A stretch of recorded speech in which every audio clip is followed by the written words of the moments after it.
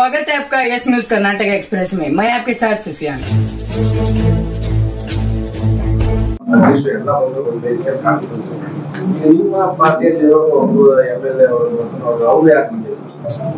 ಈಗ ರಾಜ್ಯದ ಬೇರೆ ಬೇರೆ ಕಡೆ ಪ್ರವಾಸಕ್ಕೆ ದುಡಿದಿರೋದ್ರಿಂದ ಪ್ರವಾಸದಲ್ಲಿದ್ದಾರೆ. ಇವತ್ತು ಬಸನಗೌಡರು, ಇವತ್ತು ನಮ್ಮ ಮುದ್ದೇಬೇಳದ ಮಾಜಿ ಶಾಸಕರ ನರಳಿಯವರು ಪಕ್ಷದ ಕಾರ್ಯಚಟುವಟಿಕೆಗಳ ಮುಖಾಂತರ ಬೇರೆ ಬೇರೆ ಕ್ಷೇತ್ರದಾಗಿರೋದ್ರಿಂದ ಬರಲಿಕ್ಕಿಲ್ಲ.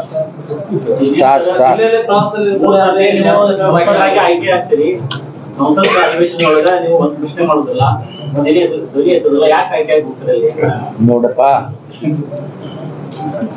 ಲೋಕಸಭೆಯಲ್ಲಿ ಪ್ರಶ್ನೆ ಕೇಳಬೇಕು. ಯಾವಾಗ ಕೇಳಬೇಕು? ತನ್ನ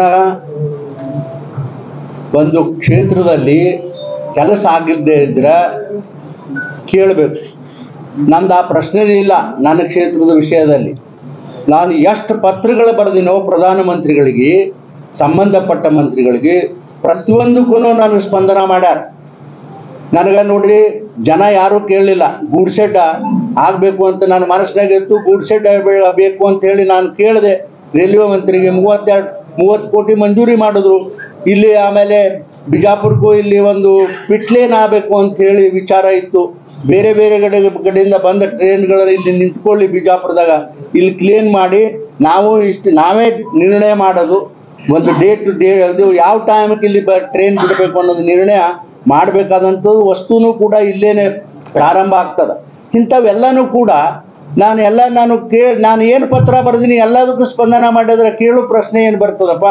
ನನಗೆ ನೋಡ್ರಿ, ನನ್ನ ನ್ಯಾಷನಲ್ ಹೈವೇಗಳು ಆಗಬೇಕಾಗಿತ್ತು. ಯಾವ್ಯಾರ ಮಾಡಿದ್ರೆ ಹಿಂದೆ ಬಂದು ನಾನು ಲೋಕಸಭಾ ಸದಸ್ಯನಾಗಿದ್ದ ರಗಡ್ ಮಾಡಿದೆವಪ್ಪ, ರಗಡ್ ಪತ್ರ ಬರೆದೆವು, ರಗಡ್ ಪ್ರಶ್ನೆಗಳನ್ನು ಕೇಳಿದ್ರು ಒಂದೂ ಕೆಲಸ ಆಗಲಿಲ್ಲ. ಆದರೆ ಇವತ್ತೆಲ್ಲ ಕೆಲಸ ಆಗ್ಯಾವ.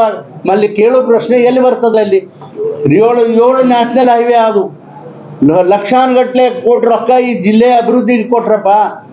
ಅಲ್ಲ, 15 ವರ್ಷನೇ ಬೇಕಾದಷ್ಟು ರೊಕ್ಕ ಕೊಟ್ಟಾರ, 10 ವರ್ಷನೇ ಬೇಕಾದಷ್ಟು ರೊಕ್ಕ ಕೊಟ್ಟಾರ. ಮತ್ತೆ ಈಗ ನಾವು ಪ್ರಶ್ನೆ ಕೇಳೋದು ಉಚಿತ ಅನಿಸಂಗಿಲ್ಲ ಅಂತ ನಾನು ಮನಸ್ಸಿನಾಗ ಅನ್ಕೊಂಡು ನಾವು ಒಂದು ಪ್ರಶ್ನೆ ಕೇಳಿಲ್ಲ. ಪ್ರಧಾನಮಂತ್ರಿಗಳಿಗೆ ಏನು ಕೇಳಿನ ಅದನ್ನು ಕೂಡ ಬರದ. ನಿಮ್ಗೆ ಯಾರಿಗೂ ಗೊತ್ತಿಲ್ಲ, ಇಂದ ಪ್ರಧಾನಮಂತ್ರಿಗಳಿಗೆ ಬ್ರೈನ್ ಟ್ಯೂಮರ್ ಆದದ್ದು ಅದು ಇದ್ದಿದ್ದಿಲ್ಲ ಪ್ರಧಾನಮಂತ್ರಿಗಳಲ್ಲಿ. ಅದನ್ನ ನಂದು ಒಂದೇ ಲೆಟರ್ ಮೇಲೆ ಜೋಡಣೆ ಮಾಡ್ಯಾರ. ಇಡೀ ದೇಶದ ಜನರಿಗೆ ಅನುಕೂಲ ಆಗ್ಯದ. ಈಗೂ ಕೂಡ ಒಂದು ಪ್ರಶ್ನೆ ನಮ್ಮ ಮನಸ್ಸಿನಲ್ಲಿ ಬಹಳ ಗಂಭೀರವಾಗ್ಯದ. ಏನಪ್ಪಾ ಅಂದ್ರೆ, ರೈತರು ಒಂದು ಸಲ OTS ಮಾಡ್ಕೊಂಡ ಮೇಲೆ ಅವ್ರಿಗೆ 10 ವರ್ಷ ಸಾಲ ಕೊಡೋದಿಲ್ಲ. ಅದೊಂದು ನನ್ನ ಮನಸ್ಸಿನಲ್ಲಿ ಅದ. ಅದಕ್ಕೆ ನಾನು ಪತ್ರಗಳನ್ನು ನಮ್ಮ ಕೇಂದ್ರ ಸರ್ಕಾರದ ಮಂತ್ರಿಗಳಿಗೆ, ಆಮೇಲೆ ಪ್ರಧಾನಮಂತ್ರಿಗಳಿಗೆ ಪತ್ರ ಬರೆದಿದ್ದೀನಿ.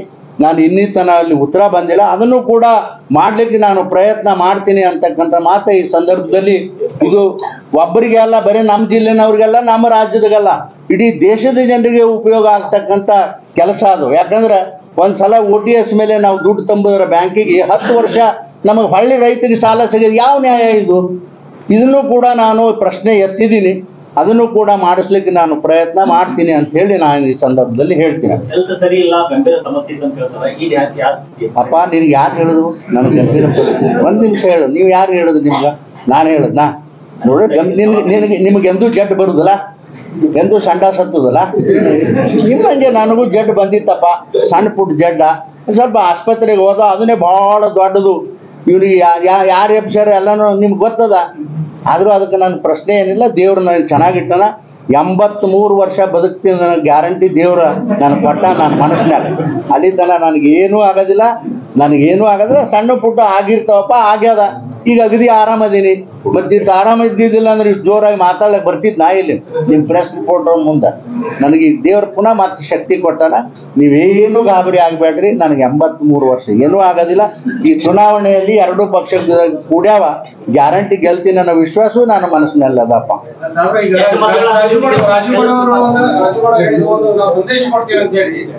ಈಗ ಸಂದೇಶ ಏನು?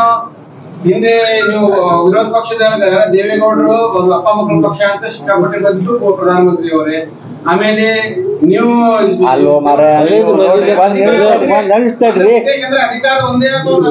ಆಯ್ತಪ್ಪ. ಈಗ ನೋಡ್ರಿ, ಒಂದ್ ನಿಮಿಷದಲ್ಲಿ ಅದು ಪ್ರಧಾನಮಂತ್ರಿಗಳು ಅಂದಾರಪ್ಪ, ನೀನೇ ಹೋಗಿ ಪ್ರಧಾನಮಂತ್ರಿ ಕೇಳು. ಒಂದ್ ನಿಮಿಷ ರೀ, ನಾ ಎಂದೂ ಅಂದಿಲ್ಲ ಈ ಪಕ್ಷ ಆ ಪಕ್ಷದಲ್ಲಿ ಕಳೆದು ನಾನು ದೊಡ್ಡ ಅಧಿಕಾರ ಒಂದೇ. ನೋಡ್ರಿ, ಅಧಿಕಾರ ಒಂದೇ ಅನ್ನೋದನ್ನ ನಿನಗೆ ಬಿಟ್ಟಿರ್ತದ, ಮತ್ತೊಬ್ಬರು ಬಿಟ್ಟಿರ್ತದ, ಪ್ರಧಾನಮಂತ್ರಿಗಳಿಗೆ ಬಿಟ್ಟಿರ್ತದ. ಅಧಿಕಾರ ಬಿಟ್ಟಿರ್ತದ? ಅಧಿಕಾರ ಬೇಕು ಎಲ್ಲರಿಗೆ. ಅಧಿಕಾರ ಬರ್ಲಿಕ್ಕೆ ಎಲ್ಲರೂ ಪ್ರಯತ್ನ ಮಾಡ್ತಾರಪ್ಪ. ನೋಡ್ರಿ, ನೀವು ಅಧಿಕಾರ ಬೇಕು ಅಂತ ಹೇಳಿ ನಾವೆಲ್ಲ ನಾನು ಹಳೆ ಪಕ್ಷ ಅಂತಕ್ಕಂಥದ್ದು ಜೊತೆ ಆಗ್ಯದ ಅನ್ನೋದು ಬಹಳ ಖುಷಿ ಆಗ್ಯದ ನನಗೆ. ಅಷ್ಟು ಮಾತ್ರ ಹೇಳಬಲ್ಲೆಪ್ಪ.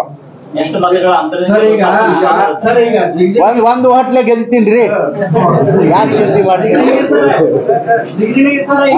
ಜೆಡಿಎಸ್ ಮೈತ್ರಿಗಿಂತ ಮುಂಚೆನೆ ನಿಮ್ ಮನೆಗೆ ರಾಮಕೃಷ್ಣ ಹೆಗಡೆ ಅವರು ಹೆಸರು ಇಟ್ಟಿದ್ರಿ.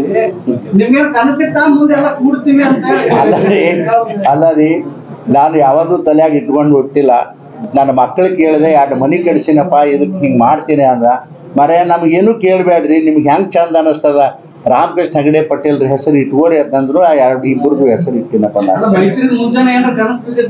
ಅಲ್ಲ, ಮೈತ್ರಿ ಮನಸ್ಸು ಯಾವಾಗ ಕಾಣಿಸ್ಬಿಡ್ತದ್ರಿ? ನನ್ನ ಭಾವನಾ ಇತ್ತು, ಹಂಗೆ ಮಾಡಿನಪ್ಪ ಅಷ್ಟೇ. ಸರ್, ಈಗ ಲಿಂಗಾಲೇಶ್ವರ ಶ್ರೀಗಳು ಹುಬ್ಬಳ್ಳಿಯಲ್ಲಿ ಕ್ಷೇತ್ರವಾಗಿ ನಿಂತಿರ್ತಾ ಇದ್ದಾರೆ. ಇತ್ತಪ್ಪ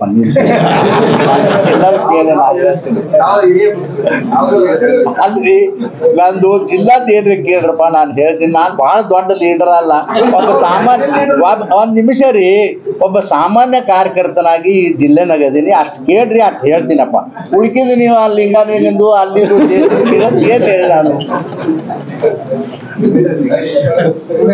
ಈಗ ಜನರ ಅಭಿಪ್ರಾಯ ಒಂದಿದೆ ಸರ್. ಈಗ ಸಂಸದರು ನೋಡಿ ನಾವು ವೋಟ್ ಹಾಕಂಗಿಲ್ಲ, ಮೋದಿ ಅವ್ರು ನೋಡಿ ವೋಟ್ ಹಾಕ್ತೀನಿ ಅಂತ, ಇದಕ್ಕೆ ಏನ್ ಹೇಳ್ತೀರಿ ಸರ್ ನೀವು? 100ಕ್ಕೆ 100 ಕರೆ ಹೇಳ್ಯಾರವ ಅವರು. ಒಂದು ನಿಮಿಷ, ನನ್ನ ಮಕ್ಕಳಿಗೆ ನೋಡಿ ಯಾರು ವೋಟ್ ಹಾಕ್ತಾರ?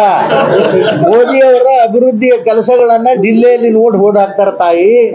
1 ಲಕ್ಷ ಕೋಟಿ ರೊಕ್ಕ ಕೊಟ್ಟಾರ ಅಭಿವೃದ್ಧಿಗೆ, ಅವ್ರ ಮಕ್ಕ ನೋಡಿ ವೋಟ್ ಹಾಕ್ತಾರ, ನನ್ನ ಮಕ್ಕ ನೋಡಿ ವೋಟ್ ಹಾಕ್ತಾರೆ. ಈಗ ನೋಡವ, ನನ್ನ ದುಡಿದ್ದೆ ಅಲ್ಲ, ನನ್ನ ಪಕ್ಷದ ನಾಯಕರು, ನನ್ನ ಪ್ರಧಾನಮಂತ್ರಿಗಳು ನನಗೆ ರೊಕ್ಕ ಕೊಟ್ಟರು ಈ ರಾಜ್ಯ ಈ ಜಿಲ್ಲೆ ಅಭಿವೃದ್ಧಿ ಸಲುವಾಗಿ ಅಂತ ನಾವು ಮಾಡಿದೆವ.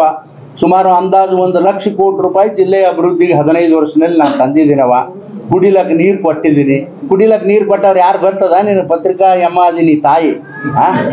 ನಾನೇ ಮಂತ್ರಿ ಇದ್ದಾಗ ದೇಶದಲ್ಲಿ ಅದನ್ನ ಮಾಡಿದ ಮೇಲೆ ನಾನು ಮಂತ್ರಿ ತೆಗೆದ್ರು ಬಂದ. ಇವತ್ತು ದೇಶದಾಗ ನೀರು ಕುಡಿಯಂಗಿಲ್ಲ ಎಲ್ಲರೂ.